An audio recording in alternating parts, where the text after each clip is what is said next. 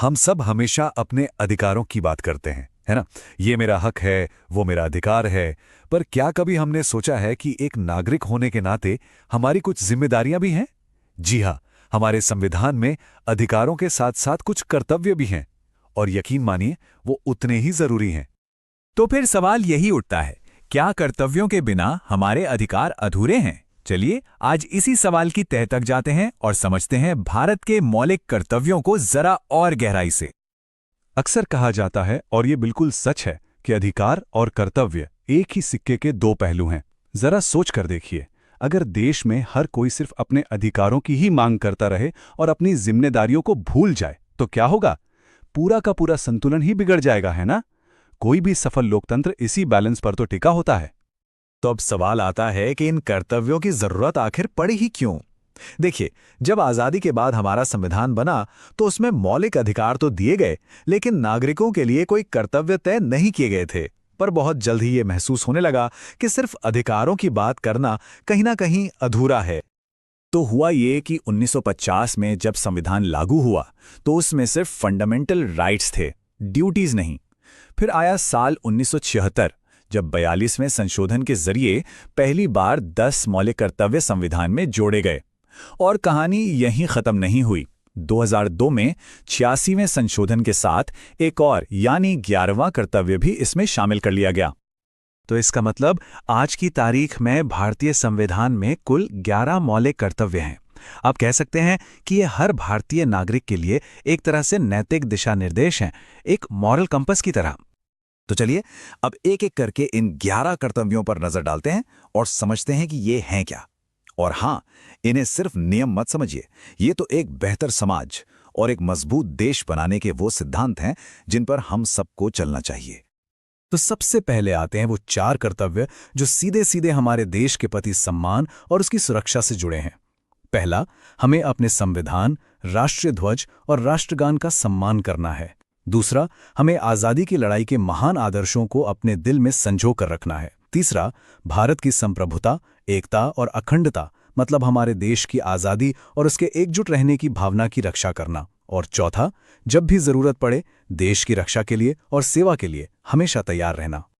इसके बाद जो अगले 4 कर्तव्य हैं वो हमारी सामाजिक जिम्मेदारियों की बात करते हैं, जैसे कि सभी लोगों के बीच भाईचारे की भावना को बढ़ावा देना, अपनी शानदार मिली-जुली संस्कृति की विरासत को समझना और उसे संभाल कर रखना, हमारे पर्यावरण की रक्षा करना, मतलब हमारे जंगल, झीलें, नदियां और वन्य जीव, इन सब का ख्याल रखना। और हाँ, एक वैज्ञानिक सोच को अपनाना और हमेशा कुछ नया जानने की कोशिश करना। और फिर आते हैं अगले 2 कर्तव्य जो हमारे नागरिक जिम्मेदारी से जुड़े हैं। एक, सार्वजनिक संपत्ति, यानी जो हम सबकी है उसे नुकसान ना पहुंचाना और हिंसा से बिल्कुल दूर रहना। और दूसरा, चाहे हम कोई भी काम करें, व्यक्तिगत तौर पर या समूह में, हमेशा उत्कृष्टता की ओर बढ़ने की कोशिश करना, ताकि हमारा देश लगातार आगे बढ़ता रहे। और आखिर में आता है 11वां कर्तव्य, जिसे, जैसा कि हमने पहले बात की, 2002 में जोड़ा गया था। ये बहुत ही खास है क्योंकि ये शिक्षा से जुड़ा है। ये हर माता पिता या गार्जियन की जिम्मेदारी है कि वो अपने 6 से 14 साल के बच्चे को शिक्षा के अवसर जरूर दें। सीधी सी बात है, पढ़े लिखे नागरिक ही तो किसी मजबूत राष्ट्र की असली नींव होते हैं। तो ठीक है, ये सारे कर्तव्य तो हमने जान लिए, पर असली सवाल तो ये है कि आखिर ये इतने जरूरी क्यों हैं? देखिए, इस सिर्फ संविधान में लिखे कुछ शब्द नहीं हैं, इनका मतलब बहुत गहरा है। और यहाँ एक दिलचस्प बात है, हमारे जो मौलिक अधिकार हैं उन्हें तो कोर्ट में लागू करवाया जा सकता है, पर इन कर्तव्यों को कानूनी तौर पर लागू नहीं किया जा सकता। फिर भी ये इतने अहम हैं कि हमारी अदालतें भी किसी कानून की व्याख्या करते समय इन कर्तव्यों को ध्यान में रखती हैं। तो हम फिर से उसी बात पर आते हैं कि मौलिक अधिकार और मौलिक कर्तव्य वाकई एक ही सिक्के के 2 पहलू हैं।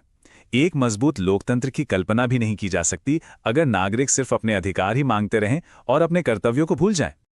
देखा जाए तो ये कर्तव्य असल में हमें अनुशासन सिखाते हैं, हमें एक जिम्मेदार इंसान बनाते हैं। और जब लोग जिम्मेदार होते हैं तो उससे एक बेहतर समाज बनता है और आखिर में हमारा देश मजबूत होता है।